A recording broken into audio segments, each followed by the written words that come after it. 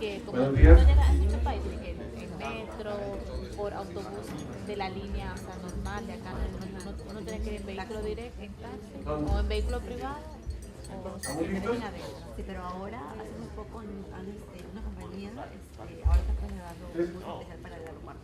Cada uno pase y repartir una hojita. Entonces ahora te lo voy a dejar en mi celular. Porfa, si las pueden repartir. Sí, gracias. ¿Hay suficiente? El que no tenga hojita, ¿aquí hay más?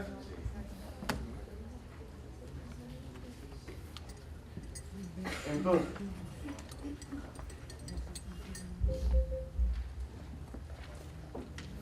ayer empezamos a ver el tema de valor por dinero y dijimos que valor por dinero necesitamos desarrollarlo a 3 niveles para poder concretarlo en la práctica.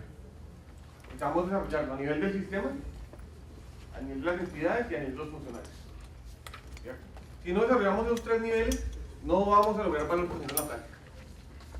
Vamos a hacerlo a esos 3 niveles. Entonces, ayer empezamos a ver el tema del sistema, y el sistema es crear un contexto propicio. Que incluye las normas, que incluye el nivel de coordinación central y que incluye los entes de control. Hoy vamos a ver el nivel de las entidades y el nivel de los funcionarios.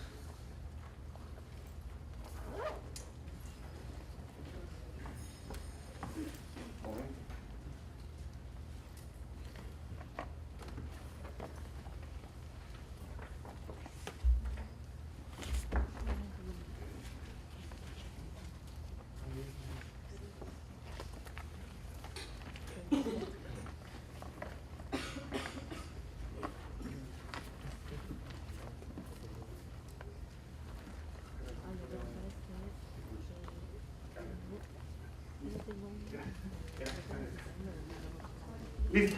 Entonces vamos a verlo a nivel de las entidades. Y a nivel de las entidades lo hemos definido como una disciplina, no como una estrategia, sino como una disciplina. Entonces, ¿a qué me refiero cuando hablo del valor por dinero como disciplina? Es como disciplina el valor por dinero a nivel de las entidades debe ser una forma de hacer las cosas y de ser, de comportarse. Una forma de hacer y de ser. Y estas formas se promueven a nivel de la organización. Son decisiones gerenciales. Entonces, la forma de hacer, aquí ya vamos a ir a cómo es eso de la forma de ser, de qué se trata, qué es lo que quiere decir con la forma de ser. Pero la forma de hacer es los procesos, y la forma de ser es la cultura. Entonces, necesitamos unos procesos organizacionales y una cultura organizacional que esté alineada con valor por dinero. ¿Se acuerdan que ayer vimos un contexto que está alineado con valor por dinero? Ahora necesitamos dentro de las organizaciones que compran, primero las de nosotros, nuestros entes rectores, pero luego las organizaciones compradoras, una forma de hacer y una forma de ser que esté alineada con valor por dinero. Los procesos y la cultura. Entonces vamos a hablar de esos dos temas ahora en esta primera sesión. Procesos y cultura. Y dentro de los procesos, uno de los procesos más críticos es la definición de criterios de calificación. Entonces, lo que quiero que vayamos pensando para la discusión que vamos a tener al final es qué lugar le corresponden a los procesos, a los criterios de calificación. Vamos a ver que los criterios de calificación son necesarios, pero no resuelven todo. Entonces, vayamos pensando, por favor, qué lugar dentro del valor por dinero, a medida que vayan viendo esto, y qué ejemplos concretos saben ustedes de sus países de criterios de calificación bien aplicados y criterios de calificación mal aplicados, ¿no? Ayer Lisa nos hablaba un poco que la experiencia de República Dominicana era que había unos requerimientos que no estaban bien definidos y que al final medían cosas que no habían definido bien. Ese es un ejemplo, por ejemplo, ¿sí? Ejemplos de ese tipo. Vayamos pensando cuándo los criterios de calificación estuvieron bien aplicados y cuándo los criterios de calificación estuvieron mal definidos, ¿no? Vayamos pensando eso para la discusión más adelante. Entonces, a la medida que vamos hablando, porfa, para que vayamos hablando. Entonces, ¿por qué son importantes los criterios de calificación? Porque los criterios de calificación formalizan las necesidades que son subjetivas. Formalizan necesidades subjetivas. Las necesidades son de los ciudadanos o de los usuarios. Esas necesidades son subjetivas. Los criterios de calificación lo que hacen es que las formalizan. ¿Y a qué me refiero con las que las formalizan? Las vuelven cuantificables, las preestablecen Todos saben de antemano qué tipo de necesidades son y cómo se van a medir, y las vuelven replicables. Quiere decir que todos podemos medir los criterios de calificación. Los criterios de calificación no son subjetivos, es objetivo en el sentido en que cualquiera que lo aplique debería llegar al mismo resultado, ¿no? Entonces, para medir criterios de calificación, y esto había hablado Javier un poco ayer, necesitamos criterios de calificación en las dos dimensiones. ¿Se acuerdan que valor por dinero amplía el concepto de la compra tradicional en dos formas? Lo primero es que dinero es más que precio, es costo, y la segunda es que no es unidimensional, es multidimensional. Entonces, necesitamos en las dos dimensiones, necesitamos criterios de calificación tanto en valor como en dinero. Entonces empecemos con el valor. Para definir el valor, antes de definir el criterio, lo que necesitamos es definir los requerimientos. A veces arrancamos definiendo de una vez el criterio y nunca hemos dicho cuáles son los requerimientos que se ajustan a esa necesidad. Entonces, arrancar siempre con los requerimientos. Una vez tenemos los requerimientos, pasamos a las calificaciones. Y los requerimientos pueden ser, en general, pueden ser de dos tipos: requerimientos de cumplimiento o requerimientos de desempeño, ¿no? Entonces, en algunos casos aplican unos, en algunos casos aplican otros. ¿Se acuerdan del término de eficiencia? Eficiencia es adecuar el proceso contractual a las características de la transacción. ¿Cuál es mejor? ¿Requerimientos de cumplimiento o requerimientos de desempeño? Depende. Depende de las características de mi transacción. Lo que está mal es no alinear las características del contrato con las características de la transacción. Ahí es cuando soy ineficiente. Eso quiere decir, no alinear la modalidad de contratación, ¿se acuerdan que lo vimos ayer? No alinear los criterios de calificación. Eso es lo que está mal. Entonces, ¿cuáles son las diferencias claras? El requerimiento de cumplimiento se basa en características técnicas. Entonces yo le pido lápices marca HB, ¿no? En tal cantidad, en cajas de 200 lápices. Los requerimientos de desempeño se mueven resultados. Yo necesito al final lograr esto. Necesito alimentar a los niños, ¿no? Necesito que los niños, no me voy a adelantar más a ese ejemplo porque ahora vamos a ver ese ejemplo más detalle, seguro Julio nos va a hablar de eso, ¿no? Pero son más requerimientos de resultado. Los requerimientos de cumplimiento sirven para compras sencillas con condiciones claras de cantidad y calidad. Cuando yo tengo condiciones claras de cantidad y calidad, defino mis requerimientos como requerimientos de cumplimiento, ¿no? Condiciones sencillas, son claras de definir, son sencillas, pues lo pongo en cantidad y calidad preestablecida. Cuando tengo soluciones que quiero que los proveedores me las desarrollen desde su experiencia, desde su conocimiento, lo que les propongo es un resultado esperado, no unas condiciones técnicas. ¿Cuál es el riesgo de los requerimientos de cumplimiento? Que las características técnicas sean incorrectas o inadecuadas para la necesidad. Que me entreguen lo que pedí, pero lo que pedí no era lo que necesitaba. ¿No? Que me entreguen lo que pedí, pero lo que pedí no era lo que necesitaba. Ese es el riesgo. El riesgo de los requerimientos de desempeño, que ninguna propuesta se adapte a la necesidad. Es el riesgo. Entonces, el primer paso para definir los criterios de calificación, antes de pasar a hacer los criterios de calificación, definir los requerimientos y establecer qué tipo de requerimientos necesito. Que si son excluyentes, no son necesariamente excluyentes. Una propuesta puede tener de ambos, de cumplimiento y de desempeño. Bueno, entonces una vez definidos los requerimientos, tengo que asignarle un puntaje al valor. El puntaje al valor, el más simple de todos, un promedio simple. Entonces, asigno unas calificaciones a cada requerimiento. El requerimiento 1 tiene una calificación, el requerimiento 2 tiene otra calificación. Lo ideal es que las calificaciones estén en la misma escala, porque si están en escalas distintas, lo que estoy haciendo es que los estoy ponderando, ¿no? Entonces, lo primero es que estén en la misma escala, y cuando tengo la misma escala hago un promedio simple. Es el método más sencillo. Si tengo n requerimientos, voy a tener n calificaciones y los promedios. ¿Cuál es la alternativa? Que no todos los requerimientos pesan lo mismo. No todos los requerimientos son igual de importantes. Hay cosas en las que yo quiero poner más énfasis que otras. Entonces hago un promedio ponderado. Y en el promedio ponderado, los W son los pesos de cada requerimiento, ¿no? ¿Cuál es mejor? ¿Promedio simple o promedio ponderado? Depende. ¿Depende de qué? De las condiciones de la transacción a la que me estoy refiriendo. ¿Qué es lo que está mal? Hacer un promedio simple cuando lo que en realidad quiero darle más peso a algún requerimiento. Eso es lo que está mal. O darle un peso a un requerimiento que en realidad no es más importante que otro. Entonces no hay, acuérdense, aquí no hay unas reglas estrictas. Por eso es que necesitamos funcionarios con la capacidad de tomar decisiones en el momento del diseño de los contratos. Con el conocimiento y la autonomía para tomar este tipo de decisiones. Un ejemplo muy sencillo, tengo cuatro requisitos para un proponente, el proponente A, y sacó estas calificaciones para cada requisito. Si lo hago promedio simple, sacaría un promedio de 90. Pero si le doy más peso a algunos requisitos que a otros, sacaría un puntaje de 93. Miren que aquí, coincidencialmente, tiene más peso las calificaciones que mejor le fue. Entonces no es lo mismo.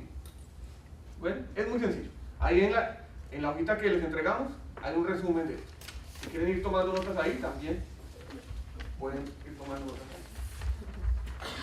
ahí. El puntaje por dinero. Entonces ya tenemos por un lado un puntaje por valor. Por otro lado necesitamos un puntaje por dinero. ¿Sí? Normalmente, recuerden que esto lo llamamos puntaje de calidad y puntaje de precio. ¿No? Si vamos a hacer valor por dinero, pues tenemos que hacer puntaje de valor y puntaje de dinero. Entonces el puntaje por dinero, entonces, el dinero es la suma del precio y los costos del ciclo de vida. Los costos pueden ser simultáneos a la compra o pueden ser costos en el futuro. Si son costos en el futuro deben traerse a valor presente. Ya vamos a ver un ejemplo de eso.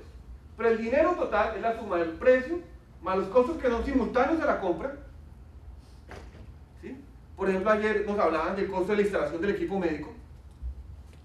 Es simultáneo a la compra. Pues yo lo compro y no pago el costo de instalación, pues en algún momento casi que es simultáneo a la compra. Otro costo es el costo del mantenimiento del equipo técnico. Ese sería un costo futuro.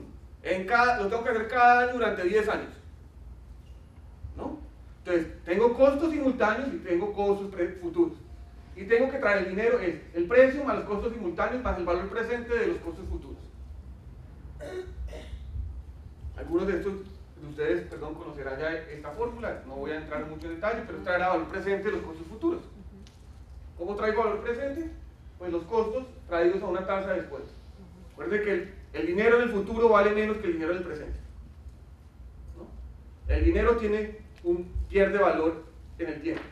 Entonces, un ejemplo muy sencillo, si yo tengo que pagar $500 de mantenimiento en 6 meses con una tasa efectiva mensual del 0.2%, entonces esos 500 de 6 meses corresponden a 494 horas.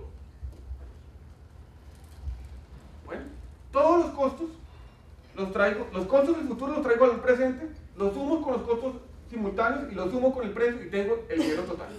Y luego que tengo el dinero total, se le asigna una puntuación. ¿Sí? Hay dos formas básicas de asignar la puntuación, entre muchas. Voy a hablar de dos. Una es asignarla frente al precio mínimo, o el dinero mínimo más bien, y otra es asignarla frente a un dinero de referencia. No es lo mismo. No trae los mismos resultados. Muchas veces lo que hacemos es asignarlo frente a la propuesta mínima. Pero también lo podemos asignar sobre una propuesta, sobre un precio de referencia, un dinero de referencia. ¿Cómo tomar la decisión? Entonces, por un lado si lo asigno frente al dinero mínimo, lo que hago es que el dinero mínimo dividido entre el dinero de la propuesta por el puntaje máximo me da el puntaje de esa propuesta. Creo que en muchos de los pliegos que ustedes han visto es la forma más clásica de hacerlo. Entonces, la propuesta de menor dinero o de menor precio es la que más recibe el puntaje máximo. ¿Cuál es la ventaja de esto? Que yo solamente sé el puntaje de una propuesta una vez abierto todas las propuestas. ¿Sí? Antes no sé el puntaje de una propuesta. ¿Por qué? Porque solo sé cuál es la de menor valor una vez abrí todas. ¿Y eso qué puede traer? Puede incentivar comportamientos de corrupción. Que se pongan de acuerdo para que haya una propuesta que marque la diferencia de todas, porque mi puntaje depende de los puntajes de las propuestas de los demás. A diferencia de eso, yo puedo poner un puntaje en relación a un precio de referencia, un dinero de referencia. ¿Qué puede ser el dinero de referencia? El presupuesto. Entonces, el que más se aleje del presupuesto va a tener el puntaje más alto. El puntaje más alto, no el puntaje máximo. ¿Cuál es la diferencia? Que yo puedo calificar cada propuesta sin saber los valores de los demás. porque solo necesito el presupuesto y el valor de su propuesta para saber su puntaje. ¿Cuál es el riesgo? Que no se presenten ofertas si DRF es muy bajo. Si el precio de referencia es muy bajo, puede ser que el proceso quede desierto. ¿No? Ahí hay un riesgo, porque todos tienen que calificar alrededor de eso. ¿Cuál es mejor de las dos? Depende. Depende de las características de la transacción. Depende del precio de referencia. Depende del nivel de competencia entre las propuestas. Depende de la posibilidad de que haya colusión. Entonces, no es lo mismo. No pensemos que es lo mismo, hay que tomar esa decisión también. Entonces, un ejemplo. Imaginemos que tenemos un presupuesto de 450, por lo tanto nuestro precio de referencia es de 450 y el puntaje máximo a otorgar es 100 puntos. Nuestro Pmax es de 100 puntos. Cada una de las ofertas, aquí tenemos tres proponentes, X, Y, Z. Cada una de las ofertas de él la podemos asignar un puntaje con referencia independiente. No necesitamos saber los demás para saber cuál es su puntaje. Cada uno lo podemos asignar por separado. A diferencia de con puntaje mínimo, que necesitamos saber quién es el puntaje, quién ofreció la oferta de menor dinero, es el menor dinero que va a tener el máximo de puntos. Y a partir de esta calificamos a las demás. Entonces, en ambos casos ganan, pero no en la misma proporción, ni con los mismos puntos. Una vez tenemos el puntaje por valor y el puntaje por dinero, lo que hacemos es combinarlos en un puntaje total.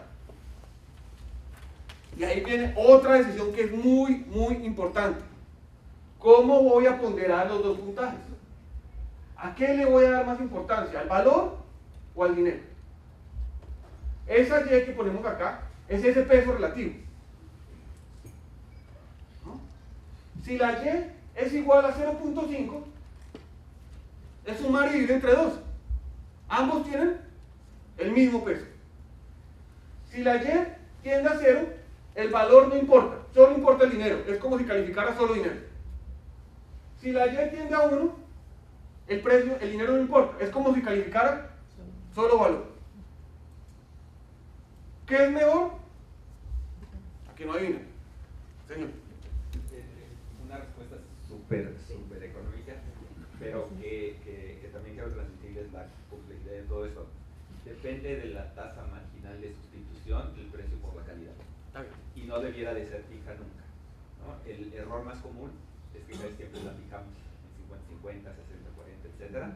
Y eso lo que nos hace es sobreestimar el valor de un punto adicional de la calidad, que solo la están en capacidad de ofrecerla las empresas más desarrolladas, ¿no? Pero a un costo para las entidades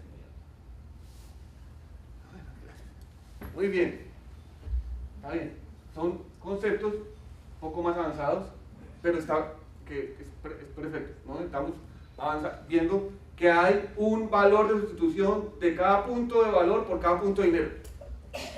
Y también esos valores de sustitución dependen de lo que habla Javier y dependen de la forma en que califiquemos, en que sumemos las dos. Por ejemplo, aquí estamos usando la regla adictiva, ¿no? Aquí esa tasa de sustitución es constante, porque la regla es aditiva. Si ustedes sacaran la tasa de sustitución, les daría que la tasa de sustitución es constante. Cada vez que yo saco un punto, ahora vamos a ver que hay otros tipos de reglas en los que la tasa de sustitución no es constante, ¿no? Aquí a lo que se refiere Javier es que cada vez el puntaje que yo le doy al dinero, si yo saco la tasa de la derivada, no quiere decir derivada, pero si saco la derivada, me va a dar que la derivada es constante. ¿Sí? El cambio del valor por dinero es una tasa de sustitución y va a dar constante. Vamos a ver otros tipos de reglas, vamos a ver dos tipos de reglas más en los que eso no es constante. Bueno, entonces, tenemos que definir cuál es la participación del valor y del dinero en mi puntaje total. Entonces, por ejemplo, esa definición me puede cambiar completamente mi decisión, ¿no? Si yo utilizo un Y pequeño que dimos, ¿a qué le doy más importancia? Si yo utilizo un Y pequeño, le doy más importancia al dinero. Y si utilizo un Y grande, le doy más importancia al valor. Entonces imagínense que tenemos estas tres ofertas. Esta, en este lado, la oferta A, ¿en qué se concentró? ¿En dinero o en valor? En valor, ¿cierto? Seguramente es una oferta que cumplía muy bien todos los requerimientos técnicos, que cumplía muy bien las necesidades, pero costosa.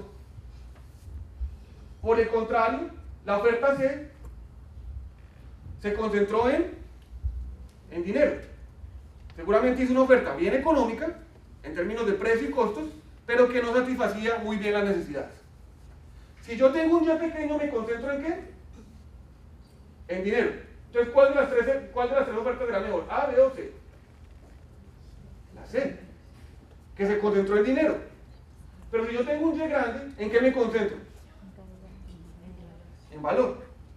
Entonces, ¿cuál será mejor? La A. ¿Sí?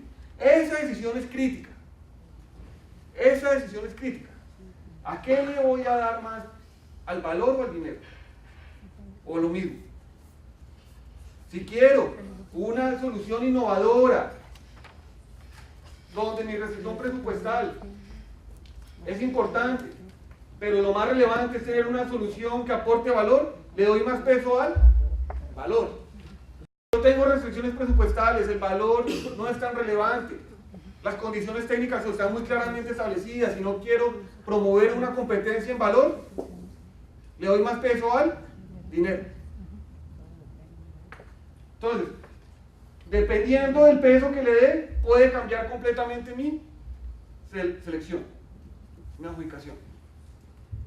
Entonces, la que veamos es la regla aditiva. La regla aditiva promueve una sustitución fuerte entre valor y dinero porque tiene una tasa de sustitución constante.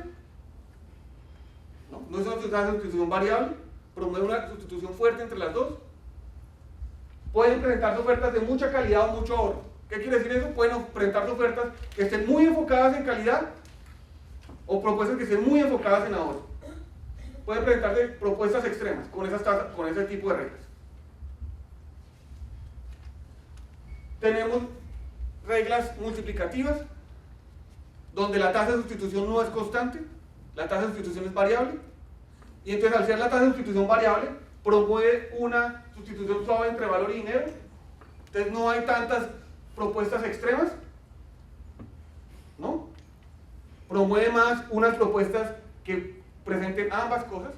Y en el otro extremo está la regla de Leontief, que es la de los mínimos. Entonces, ¿qué quiere decir esto? El puntaje que va a sacar el señor es el mínimo entre el puntaje de valor y el puntaje de dinero. Entonces, si usted hace una propuesta de mucho dinero y poco valor, ¿sacará un buen puntaje? No. Si promueve una propuesta de mucho valor y poco dinero quiere decir pocos puntos en dinero, ¿sacará un buen puntaje? No. El puntaje lo saca, esta regla promueve que unas propuestas balanceadas en valor y dinero. Entonces ya vamos en varias decisiones que hay que tomar, ¿no? ¿Cuáles son los requerimientos? ¿Cómo voy a calificar los requerimientos? ¿Le voy a dar el mismo peso? ¿Qué tipo de regla voy a tomar para calificar el dinero? ¿No? Varias decisiones. Entonces, si ven las mismas propuestas de la vez pasada, cuando es aditiva con el 10.0.5, da empate entre estas dos. Cuando es multiplicativa, gana esta, y gana aún más cuando es Leontief. ¿Por qué? ¿Qué tiene característica la propuesta B? Que es balanceada, ¿sí la ven? Es balanceada entre valor y dinero. No le ha apostado a una cosa. No es el mejor en dinero, no es el mejor en valor, pero está balanceada. ¿No? Ahí tienen su resumen, que es la hojita que entregamos. Entonces, en resumen, primero, por el lado de... Aquí estoy poniendo la regla aditiva, pero ya sabemos que hay más de una regla, ¿no? Ahí puse 3 ejemplos, hay más reglas de eso. Hay otras reglas. Señor.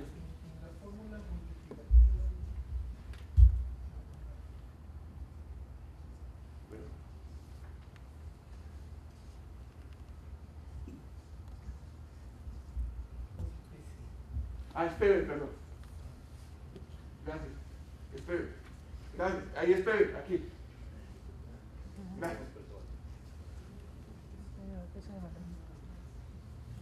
Entonces, por el lado del valor, definimos los requerimientos primero, definimos si son requerimientos de cumplimiento, desempeño o una combinación. Luego calificamos el valor, vemos si utilizamos un promedio simple, un promedio ponderado. Luego, en el dinero incluimos el precio, los costos presentes, los costos futuros traídos al valor presente. Costos presentes quiere decir los costos simultáneos. Y definimos qué tipo de comparación vamos a hacer. Si por dinero mínimo, por dinero de referencia, estoy dando un resumen. Bueno, voy a adelantarme un poquito. Este paper, que está ahí en la diapositiva, es muy bueno. Es muy bueno. Es muy fácil de leer y es muy completo. Para quien quiera profundizar en estos temas, es un paper muy fácil de leer, el de Dimitri. Es un paper muy fácil de leer, muy completo y muy interesante. Listo. Entonces ahí vamos. Entonces acuérdense cuál es la pregunta que estamos trabajando ahorita para discusión. Estamos pensando, ¿cuándo hemos visto casos de reglas de calificación bien aplicadas y reglas de calificación mal aplicadas? ¿No?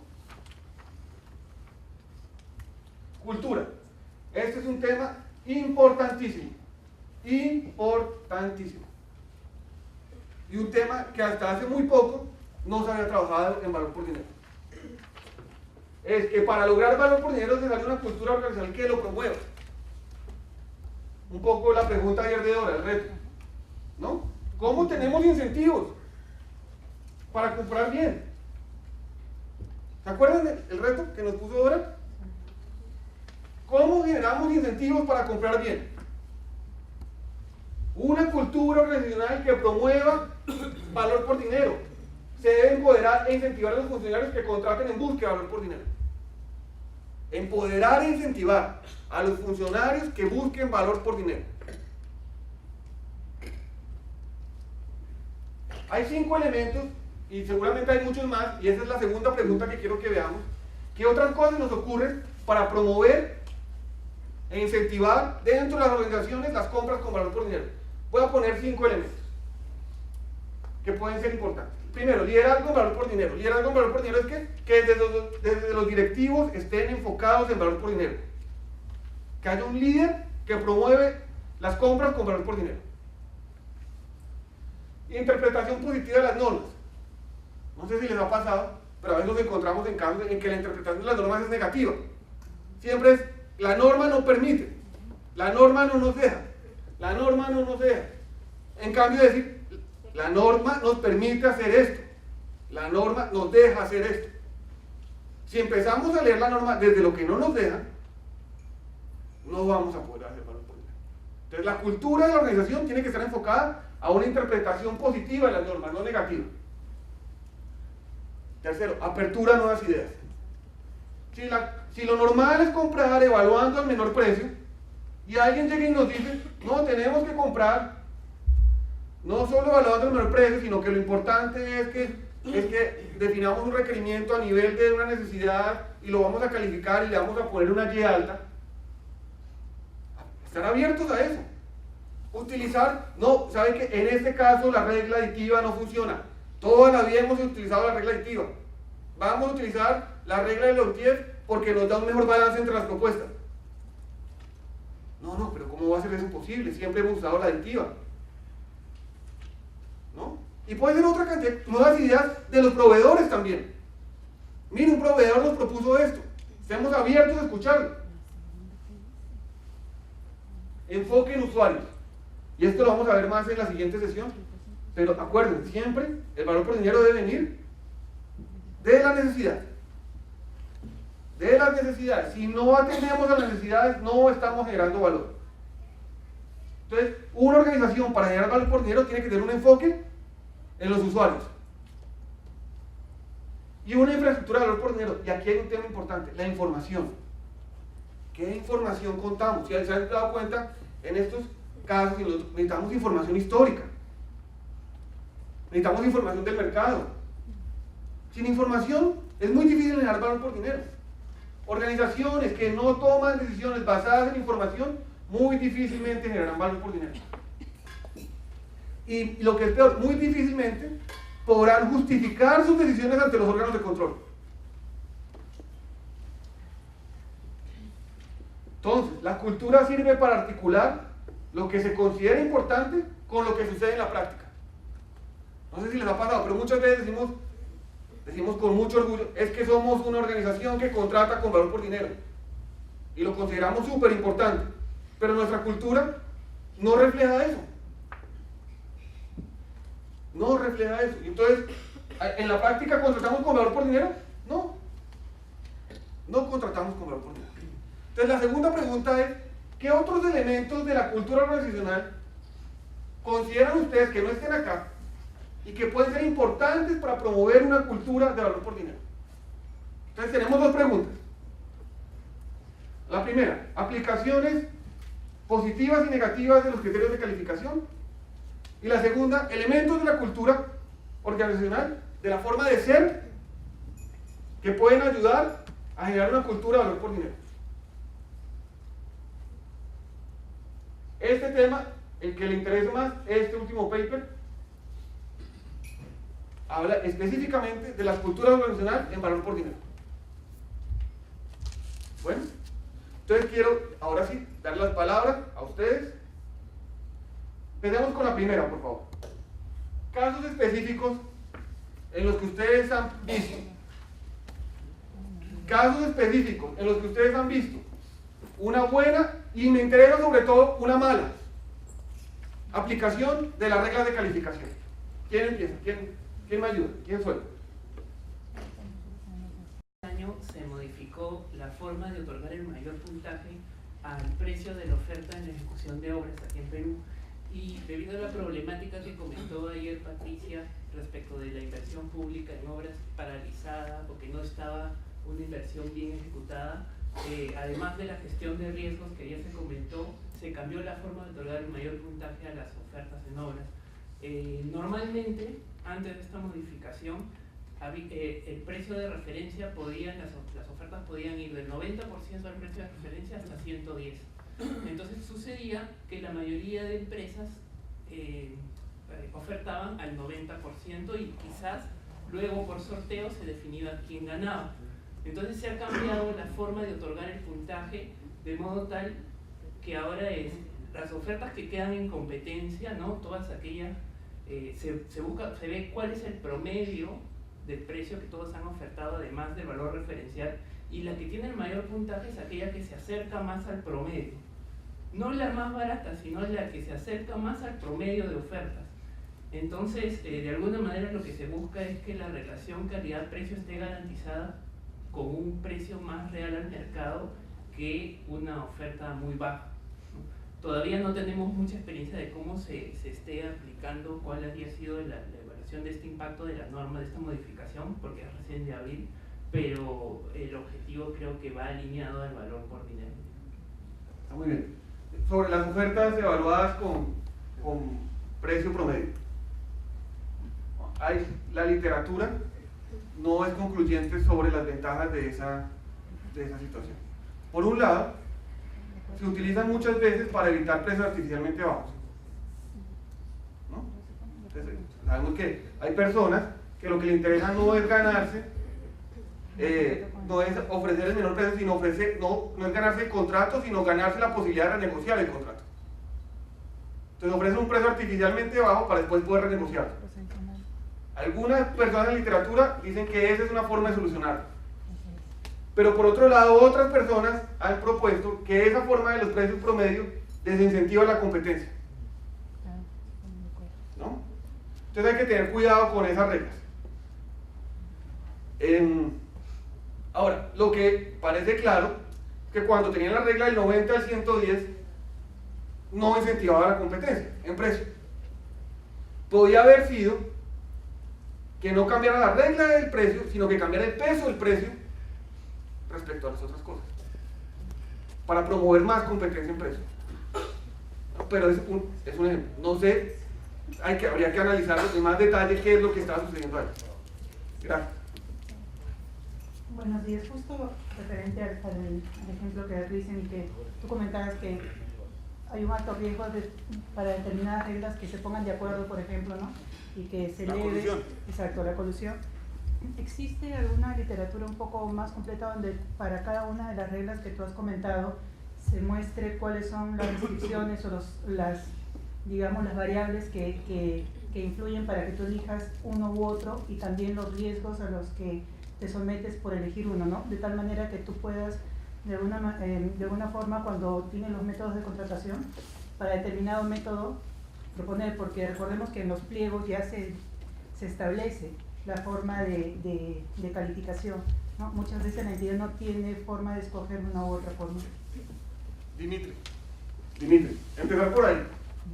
Si empiezan por ahí, ahí está.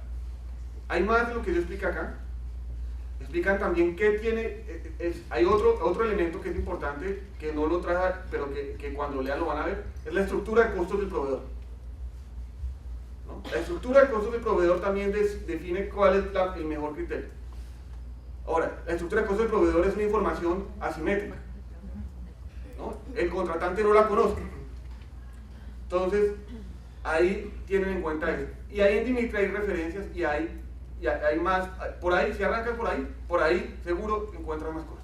Ese texto de Dimitri es muy claro y es un resumen como del estado del arte. Voy aquí y ya voy con Felipe y ya. Un ejemplo que salió, recuerdo, el año pasado en un municipio en el cual tenían como un poco la campaña de ahorro. Entonces establecieron dentro de los criterios de evaluación la fórmula del precio, evaluar con el precio mínimo ofertado. Pero además establecieron que en caso de readjudicación volvían a reevaluar los ponderadores y establecer los puntajes porque la oferta más económica ya la habían desestimado, o que en este caso el proveedor no cumplía, entonces por eso iban a readjudicar. Pensando en que lo que querían realmente ahorrar, tenían ciertos parámetros de calidad de un producto, entonces al momento de reevaluar terminaron contratando efectivamente al proveedor más económico, pero el que no cumplía con todos los requisitos de la calidad que se necesitaba. Entonces, en términos de criterios de evaluación, claro, terminaron ahorrando supuestamente contratando al proveedor más económico, pero la calidad del servicio o del producto no era la óptima o la que necesitaban, y al segundo semestre tuvieron que volver a comprar el mismo producto, y al final terminó siendo más caro. Otra vez, qué pena. Entonces, ¿cuál fue el error ahí claro? ¿Cuál fue el error? ¿Cómo lo resumiré? ¿Cuál fue el error claro? Lo primero es determinar dentro de la necesidad del requerimiento cuáles eran las características mínimas del producto en este caso, y establecer cuáles eran sus criterios formales o los requisitos mínimos, qué privilegiaba más, el tema de la calidad o el precio. Y desde ahí habían temas de calidad que no podían transar y por tratar de ahorrar las dejaron de lado, si lo olvidaron. Está bien, perfecto. Perfecto, gracias. David. Sí, mira, yo creo que quisiera aportar con un elemento adicional en términos de los métodos de puntuación, en términos de precio mínimo. Genera, creo, un problema que podríamos decir que es de información también, en el sentido de que uno esperaría que la fórmula de evaluación sea una expresión de las preferencias de quien está comprando. Porque eso es lo que uno ve como un oferente mira esa fórmula y debiera decir en base a ella cuál de todas las combinaciones de precio y calidad ofrecer. Ahora, cuando el puntaje de precio depende de un precio mínimo, él no tiene certeza cómo va a ser valorada en cuanto a puntaje, digamos, cada uno de los precios que puede ofertar. Por lo tanto, tiene un problema de información al elegir, bueno, cuál de todas las combinaciones de precio y calidad que soy capaz de ofrecer, digamos, es la que va a ser mejor para el que está comprando. Entonces, básicamente, obligas a que él tenga que estimar, además, cuál va a ser el precio mínimo de todos los que están compitiendo. Claro, ¿eso está claro para todos? Que cuando yo utilizo la regla de precio mínimo o dinero mínimo, como llamamos aquí, creo un nuevo elemento de incertidumbre. Es que yo no sé cuál va a ser mi puntuación de antemano. Solo cuando conozco todos los precios sé cuántos puntos corresponden y me obliga a generar estimaciones adicionales, ¿no? En cambio, con la de precio de referencia, yo sé de antemano cuántos puntos voy a sacar. ¿Sí? Esa es una diferencia importante entre las dos reglas. Gracias. ¿Quién más? ¿Quién más conoce de casos en los que ha sido mal aplicados los criterios de selección? o bien aplicados. Otros que digan, no, mire, hicimos Luisa. Si nadie dice, yo empiezo y los nombres que puse. Señor. Yo tengo un ejemplo no tan bueno, de hace muchos años. Trabajaba en un país. Que no voy a decir. Pero fíjate, en este lugar hay muy buena intención y entendimiento de lo que es valor por el dinero, de tal grado que se busca eficiencia, eficacia y economía para lograr las mejores condiciones para el Estado. Entonces, declarativamente está presente y esa es la filosofía de todas las organizaciones públicas. Pero se vuelve de tal manera complicado la implementación, ¿no? Por todas estas decisiones que hay que tomar y asimetrías de información que existen, que mira, entonces respecto de la primera falla, digamos, se elige una fórmula que combina precio y calidad. Primer error, en los criterios de la calidad se consideran o se incluyen criterios de selección, ¿no? Como son la experiencia, la robustez financiera, etc. Y ahora les digo por qué es riesgoso y por qué resulta mal. No conceptualmente, sino en la práctica, ¿no? Luego, el segundo es que la regla se escoge con ponderaciones fijas, ¿no? Entonces dice, siempre va a ser 70-30, 70 para la calidad, 30% para el precio, porque buscamos valor por el bien. Siempre, cualquier tipo de bien, cualquier tamaño de compra se fija, ¿no? Segundo error, porque cuando combinas esto con una fórmula de precio, la de precio mínimo, que así está establecida en la ley, es de precio mínimo siempre, no de precio de referencia. Entonces, matemáticamente lo que se consigue esto cuando graficas precio y calidad, no tienes una relación lineal, una relación cóncava, ¿no? Que también en términos económicos me hace sobreestimar esa tasa marginal de sustitución que mencionaba de precio por la calidad. Esto ¿cuál era lo que producía? Producía entonces que como se habían incluido los criterios y además la ley permite o tiene algunas consideraciones, por ejemplo, para permitir ciertas condiciones en la presentación de ofertas.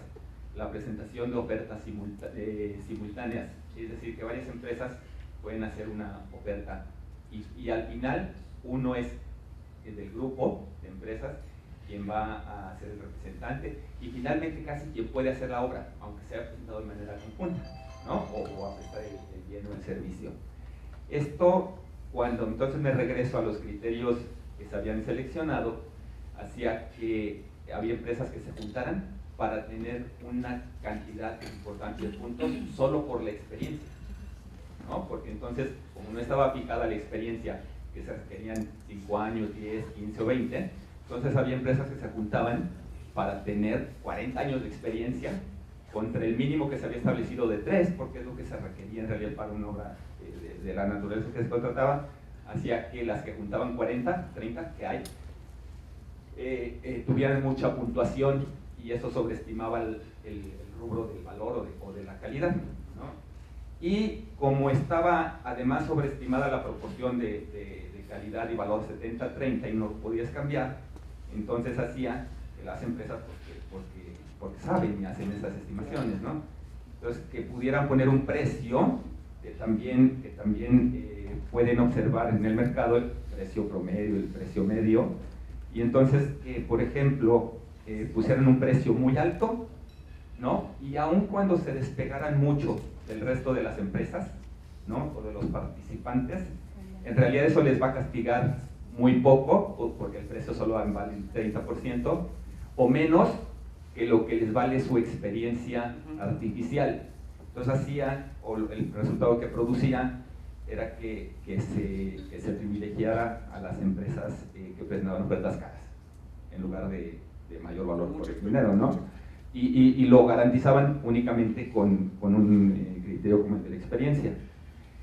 Y bueno, no solo era el tema de la experiencia, ¿no? Sino además como calidad o como concepto de valor se consideraban otros criterios más bien valorativos, como la inclusión de grupos vulnerables, daba puntos. La rapidez en la entrega, etcétera, o los currículums de los funcionarios de la empresa, daba puntos.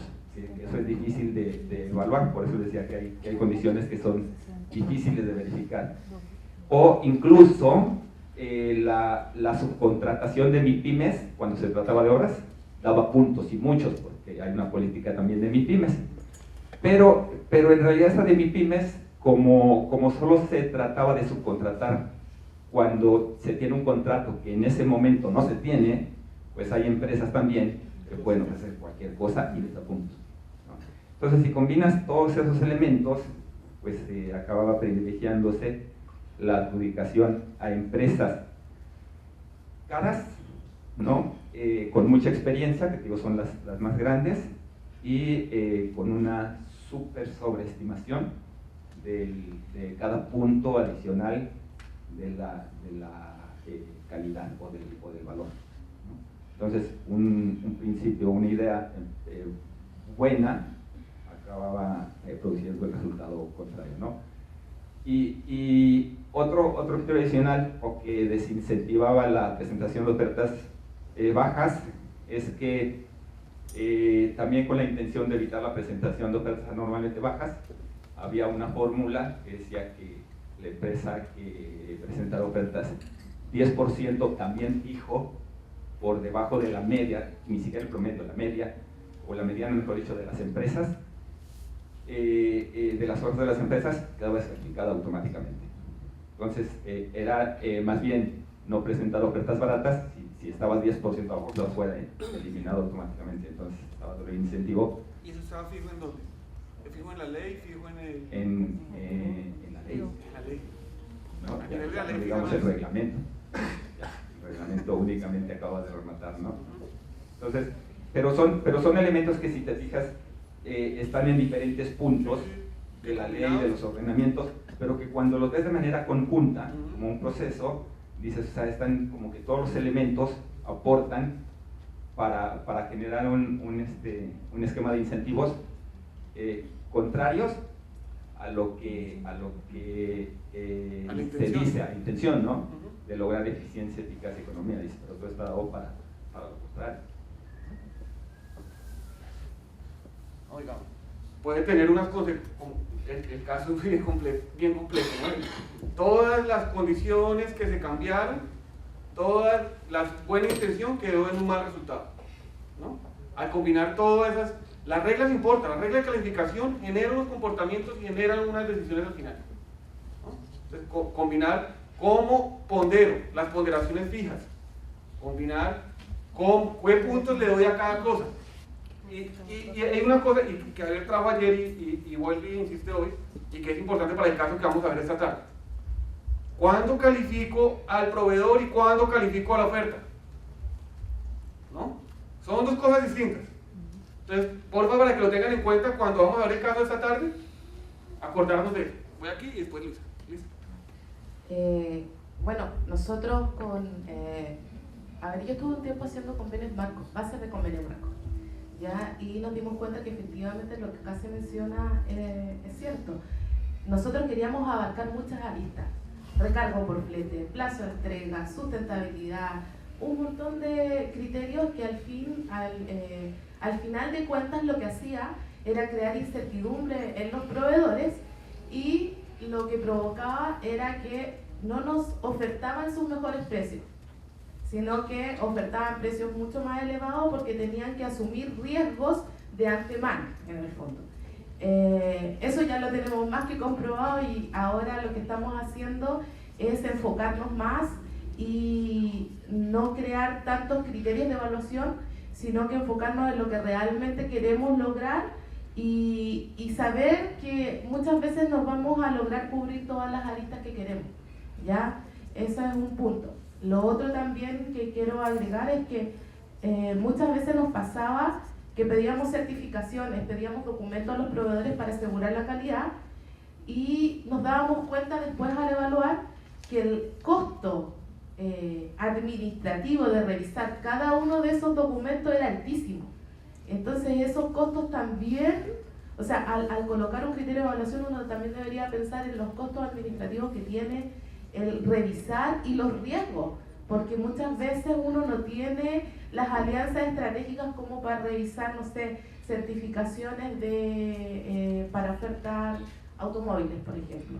¿Ya? O sea, cuando uno va a pedir ese tipo de certificaciones o algún documento, uno debería tener alianzas estratégicas con ciertos servicios que nos pueden validar, porque si no, de lo contrario, la evaluación se vuelve muy costosa y ahí finalmente el valor por el dinero no será. Eso. Cuando metemos muchos criterios de calificación, muchas variables para calificar, se van diluyendo. Al final pueden terminar unos criterios que valen 5%. Y es más costoso evaluarlos que lo que están aportando, ¿no? Entonces también hay que tener en cuenta no abarcar lo que es importante, no tratar de abarcar todo. Muchas gracias, está muy bueno. Gracias. Luisa. Sí. En Santo Domingo, ¿dónde enciende? En Santo Domingo hay un programa de políticas públicas que es incorporar computadoras en las escuelas públicas. Resulta que la licitación se lanzó hace 1 o 2 meses, no, hace 2 meses. Entonces, los proveedores se quejaban de que faltaba información respecto a la estrategia de abordaje, de cómo iban a llegar estas computadoras a lugares donde particularmente habían 5.000 habitantes, que las empresas de computador, las empresas informáticas no tenían el soporte técnico en esas ciudades porque no había mercado. Entonces el ministerio se resistía a cambiar, a indicar cuál era la estrategia de abordaje. Entonces decidió en ese caso seguir con la licitación, no obstante el error que había en las especificaciones técnicas, que al final iba a impactar en el precio, y decidió hacer otra estrategia de abordajes, hacer otra licitación para lo que es el servicio y el mantenimiento de esos equipos. Dividió la licitación cuando debió desde el principio exigirle al mismo proveedor agregar las condiciones de abordaje. Y al final, para ellos simplificar la evaluación, porque era cumple o no cumple, menor precio. Entonces, como no tenían todas las condiciones técnicas para evaluar, ellos preferían comprar los equipos, que en principio era un mayor gasto para el Estado, y después dedicarse a buscar la instalación, el mantenimiento, el soporte, y así así es más costoso, porque de entrada, por ejemplo, HP o Microsoft pueden, con la estrategia de abordaje que le hubiese dado el ministerio, incluir esos servicios en su misma oferta. Perfecto. Traigo un par de ejemplos muy interesantes de no le echemos la culpa a la calificación cuando definimos mal los requerimientos, ¿no? Le echemos la culpa al nivel donde hay que echar la culpa. Cuando definimos mal requerimientos, están mal definidos los requerimientos, después no es que quedó mal calificado, ¿no? Pasemos un momento a la segunda pregunta. La segunda pregunta era la cultura. Entonces ya vimos que hay que hacer las cosas de cierta forma, ¿cierto? El hacer enfocado en valor por dinero. Pensemos ahora en el ser, no en el hacer, en el ser. En el ser. ¿Qué creen ustedes que puede aportar a una organización que quiere que su propósito es generar valor por dinero? ¿Cómo debe ser una organización? ¿Qué elementos? ¿Qué tipo de cultura? ¿Qué tipo de comportamientos? ¿Qué incentivos debe promover una organización que está buscando valor por dinero dentro de la organización? No como sistema ya vimos ayer algunas cosas. Hay cosas que están a nivel del sistema. Javier hizo una lista ayer de las decisiones que deberían estar a nivel del sistema, ¿no? A nivel de las organizaciones, como cada entidad por separado. Entonces digo, yo soy el Instituto de Impuestos Nacionales y quiero hacer compras por valor por dinero. Entonces, ¿qué debo promover dentro de mi organización? ¿Qué cosas debo promover? Ahí hicimos una lista corta. Ahora la pongo aquí para que la tengamos de referencia, a ver viendo eso se nos ocurren más cosas. Liderazgo de valor por dinero, interpretación positiva de las normas, apertura a nuevas ideas, un enfoque en usuarios y una infraestructura de valor por dinero también que tenga información. ¿Qué otras cosas, aparte de estas, adicionales de estas, consideran ustedes que pueden lograr hacer un cambio cultural? Entonces ustedes dirán, miren, voy a hacer una intervención en la cultura de esta organización. ¿Qué elementos de la cultura trabajarían? La profesionalización de los servidores públicos encargados de compras. Perfecto. La profesionalización de los servidores públicos, ¿no? El flujo interno de aprobación del proceso de licitación y su relación entre el requirente y el profesional de la compra. ¿Cómo es, Dora? Perdón, el flujo interno, cómo se gestiona, desde dónde surge un requerimiento y cómo llega hasta abastecimiento.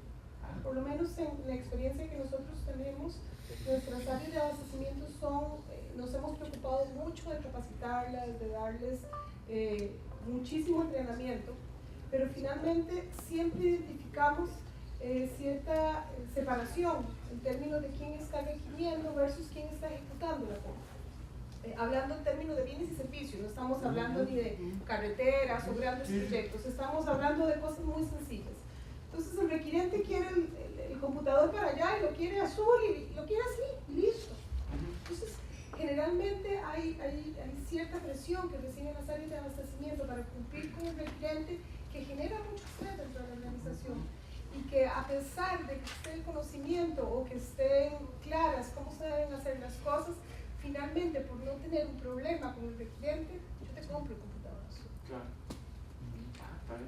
Entonces, ¿cómo lograr incorporar en este flujo hoy día al requirente para que entienda también que esto es así? Ojalá, no sé cómo somos los otros países, pero ojalá que los responsables de las compras pudiesen intervenir en la definición, pero finalmente la definición técnica la da el requirente.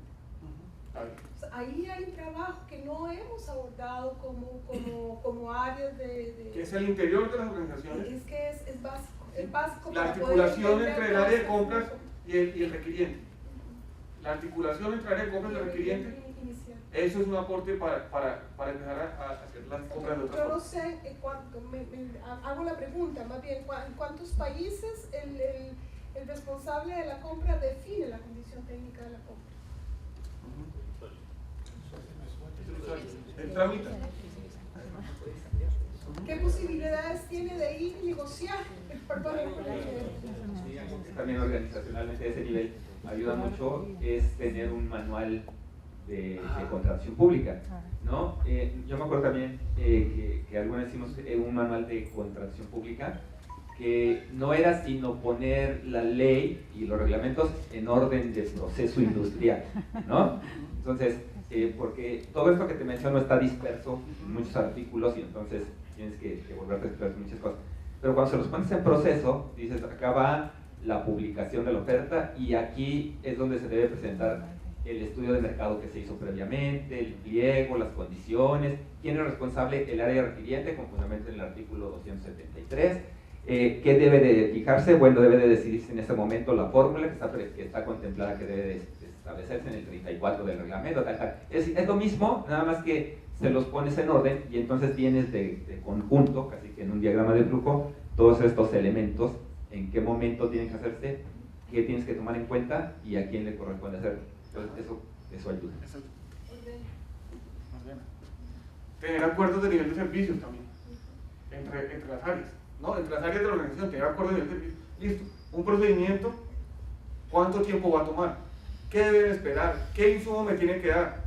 ¿No? A veces, muchas veces, los problemas surgen porque no está claramente establecido. David, dispensa.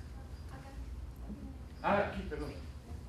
En línea que hablaba Javier sobre la profesionalización, trabajo en todo el tema de desarrollar capacidades, ¿no? Y es necesario efectivamente que el operador logístico desarrolle capacidades para ir al mercado de una manera más inteligente. Porque como decía nuestra amiga chilena, ¿no? este flujo, este equilibrio que tiene que haber entre la técnica, usuaria, requiriente y el logístico, como que a veces está como manda, digamos, lo que diga la ley técnica, ¿no? Y se tramita, ¿no? Pero el logístico necesita tener esa fortaleza de poder ver el mercado, buscar en el mercado, saber más allá, hacer más allá de lo que dice la norma de pedir cotizaciones, de su escritorio mandar correos, ¿no? Sino salir y ver el mercado y cómo se comporta. Esa es una capacidad importante que tiene que desarrollar el mercado. Perfecto, gracias. Bueno, en la misma línea de lo que se comenta, creo que es importante el enfoque de valor por el dinero, hasta cierto punto exige que se tenga un conocimiento de la estructura de la oferta de la industria, digamos, la estructura de precio y de costo. Intuitivamente parecería extraño ser capaz de evaluar el valor por el dinero, digamos, sin entender la estructura de precio de lo que se está comprando. Y un caso concreto sería, por ejemplo, las fórmulas de puntuación. En el caso de la decisión de cómo establezco el precio de referencia, si es que quiero saberlo. Ahí yo tengo que conocer cómo se mueve la oferta, si no, no puedo establecerlo. Es una capacidad que hay que desarrollar en el Buenos días. Como área especializada, creo que también es importante que se establezcan estrategias de compra, conociendo, sin necesidad de haber recibido un requerimiento, conociendo el mercado en el que te manejas. Por ejemplo, una experiencia de nosotros a nivel corporativo y que le hemos tratado de inculcar a nuestras empresas es, por ejemplo, la adquisición de camionetas, ¿no? Por un tema estratégico, nosotros ya hemos decidido que las compras de camionetas a nivel corporativo se realizan el último mes del año, ¿no? Porque hemos identificado que recibimos el mismo bien, pero a costos mucho menores, porque las industrias automotrices se quedan con stock, ¿no? Entonces al final tienen que rematar los stocks porque ya están saliendo nuevos modelos. Entonces definitivamente recibimos el mismo bien, pero si lo comparáramos a mitad de año nos sale más caro, ¿no? Entonces establecer estrategias es importante para saber, sabiendo el mercado, cuándo son los momentos que tienen que comprar. Y las empresas tienen que saber que no lo van a poder pedir en el largo del año, sino el último mes del año salimos. Complementar bastante con lo que dice David, ¿no? Conocer el mercado. Conocer el mercado. Y no hay otra forma de conocer el mercado que no sea con información. ¿Y cuántas cosas no estarán allá en la información que tenemos que no hemos visto? ¿Sí? ¿Cuántos otros comportamientos como ese están allá en esas bases de datos que no hemos analizado y descubierto? Debe haber más comportamientos como eso, ¿no? Cuestión de sentarse y tener capacidad de análisis. Como decía, había que tener estrategia, ¿no? Porque si pensamos que tenemos que hacer una estrategia para todas las compras públicas, sería un trabajo titánico. Pero también podemos observar que muchas de las compras son rutinarias. Es decir, debe ser entre un 50 y un 2%, Fernando va a aclarar más esas cifras, pero es rutinario. Entonces ya puedes establecer criterios y puedes homogeneizar criterios para que todas las instituciones tengan ese tipo de comportamientos o criterios para comprar. Y ya concentrarte en valor por dinero en las compras que pueden ser cuello de botella o sumamente estratégicos, ¿no? Perfecto. Lo que hablábamos ayer, la proporcionalidad entre el esfuerzo y la complejidad, ¿no? Y eso lo vamos a ver más en el inicio, ¿no? Esa debe ser parte de la cultura. Parte de la cultura debe ser esfuerce en lo que vale la pena esforzarse, ¿no? Sí, otro elemento importante, ¿verdad?, que considero que debería estar dentro de la cultura organizacional es el diálogo, ¿verdad?, con los entes contralores, ¿no? Porque realmente si no los tomamos en cuenta a ellos también, creo que esto no va a funcionar también. Entonces, creo un elemento importante es, bueno, en el caso nuestro, pues es Contraloría de la República, la Fiscalía también, y parte pues de prácticamente todas las entidades públicas, o todos los que están involucrados dentro de los procesos de contratación. Así ya me sí, o sea, lo que falta en la lista es que los funcionarios públicos tienen que perderle el miedo al auditor. Porque si un comprador que le agarra miedo al auditor ya no sirve de comprador público, tiene que dedicarse a otra cosa. Está bien.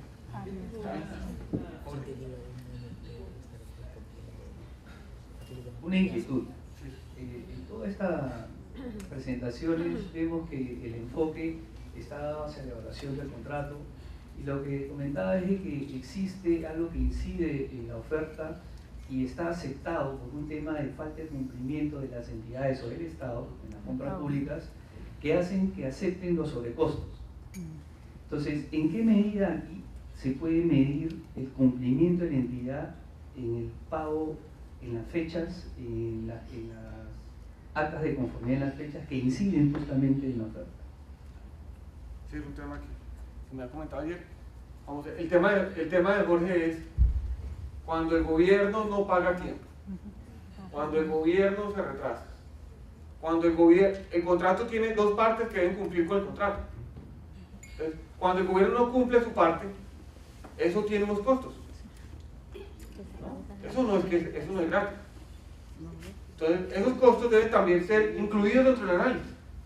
¿Qué tan fácil es? Ahí es. ¿Qué tan fácil es estimarlos? ¿Cuánto? Sería interesante ver cuánto cambiarían las ofertas si pasamos de pagar a 60 días a pagar a 30 días. ¿No? ¿Cambiaría mucho? ¿Cambiaría poco? ¿Cuánto cambian las ofertas si en verdad pagamos a los 60 días como prometemos? Y no a 65, 70, 90. Entonces, ¿que son un costo que influye? Claro que influye. ¿Que deberíamos incluirlo? Sí. Complicado es la monetización. Hay que hacer, pero vamos a ver ahora en el caso chileno. Un ejemplo de estimación de costos. Y la entidad la va a ver, porque ahí sí. Muy bien, la última ya para darle el paso a Colombia que ya me... Creo, y esto de menos acá, el fondo es crear herramientas creativas en el fondo y que impacten en los encargados de compra. Ellos son, en este tema, ellos son muy relevantes. ¿A qué me refiero a eso? Nosotros hemos estado haciendo, por ejemplo, campañas en donde nosotros detectamos que hay una falencia de valor por dinero, pero lo hacemos a través de una campaña corta en que le llega al encargado, porque el encargado se lo come el día a día, en el fondo, en sus labores. ¿Ya? Y también lo otro es capacitarlo, pero muchas veces subvaloramos al encargado. Ellos ya no quieren capacitaciones en donde se presente un tema, no. Ellos necesitan capacitaciones más prácticas. Nosotros hacemos clínicas, ¿ya? En donde se presentan casos prácticos de esto, no literatura, sino que es lo que estamos haciendo también acá, en el fondo. Y nos ha funcionado bastante bien. O sea, acá yo encuentro que un ente clave es el encargado de compra y tenemos que nosotros saber explorar la creatividad para llegar a ello y transmitir toda esta información. Perfecto. Eso me da lugar al final del día vamos a hablar un poquitico del curso virtual que tiene ese enfoque. Bueno, entonces como herramienta para apalancarte también en la capacitación, enfoque práctico. Sí. Enfoque práctico. Robusto pero práctico. Perfecto. Muchas gracias.